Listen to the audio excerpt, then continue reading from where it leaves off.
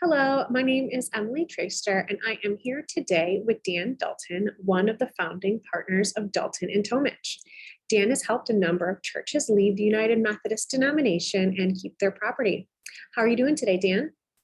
Great, Emily. How are you? I'm doing well. The General Conference was canceled again. What should a local Methodist church do? Such a tragedy. It didn't need to cancel use of COVID and the excuse of visas, but all those excuses can be overcome.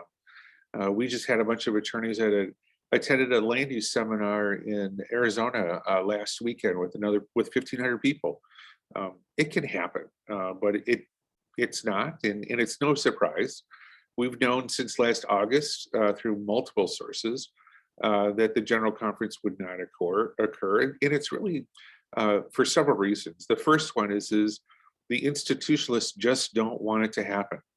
The institutionalists are the ones that want to preserve the United Methodist Church as it is today, and they don't want to see a path out for anybody to leave. The second part is unfortunately, there's a whole segment of the church, both on the traditional side and on the progressive side, that don't want to see it happen. They want to maintain things as is. They can and hopefully eventually have a separation protocol that they like be passed so that they can leave and create their own entities at that time, as basically a UMC light, both on the conservative and the progressive side.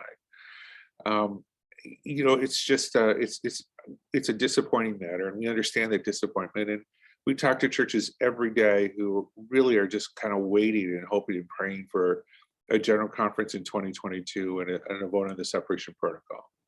So now what do you do? Well, your choices are wait till 2024. By that time, there may or may not be a vote on the separation protocol. It'll be a different animal as it is today, whatever is proposed.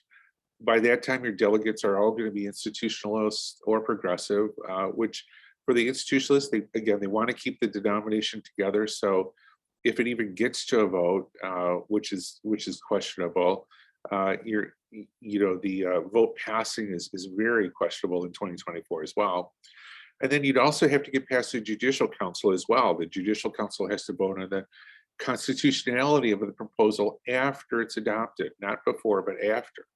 And in that vein, they've already said in other decisions, we're concerned about the constitutionality of this proposal because the Constitution of the United Methodist Church says you can't split. So a proposal to split the church just won't work.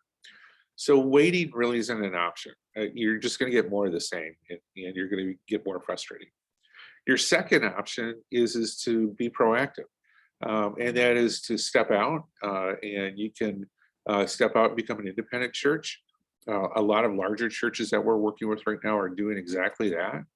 You set up your own entity and articles and bylaws, 501c3 status, and all the legal governing documents to get you going. Most larger churches are finding within months after kind of settling through this that they really don't need a denomination. Before you would need denominations to help you with pastors and do missions and Sunday school material, but all that can be gathered from third-party sources, and most of it is right now. So stepping out as independent is a possibility. Your third option is to try to convince your annual conference to do something, but honestly, it's just not going to happen. There may be one or two annual conferences in the United States that would be willing to do like a comedy agreement to join another denomination like the Free Methodist or something like that. But there's just not really a desire that I've seen across the country to do that. Your fourth option is to try to change your own annual conference by electing your own delegates and things like that.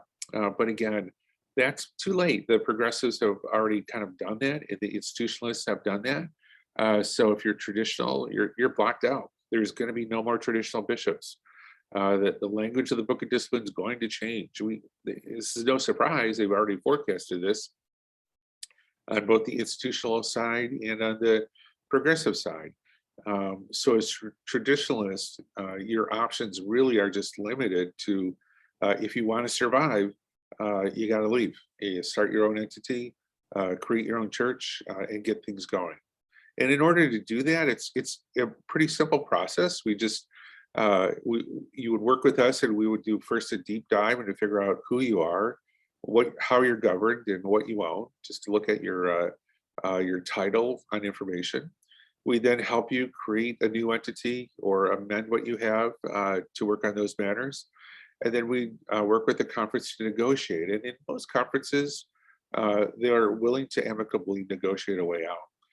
Other conferences right now, you have to sue to get out, and we're doing that as well. So there are options. It's not the end of the road. Please don't be too discouraged that the General Conference is canceled. It's not surprise. If you look back at our videos and articles, you'll see since August of 2021, we've been telling you it's not going to happen. But that's the cards that are dealt to you right now, and this is how you can move forward. And we'd certainly love to help you with that. As always, thank you for your insight, Dan. If you're a church that's looking to leave the United Methodist denomination and you're interested in hiring Dan to help you through this process, please reach out to our office at 313-859-6000 or email us today. Thank you.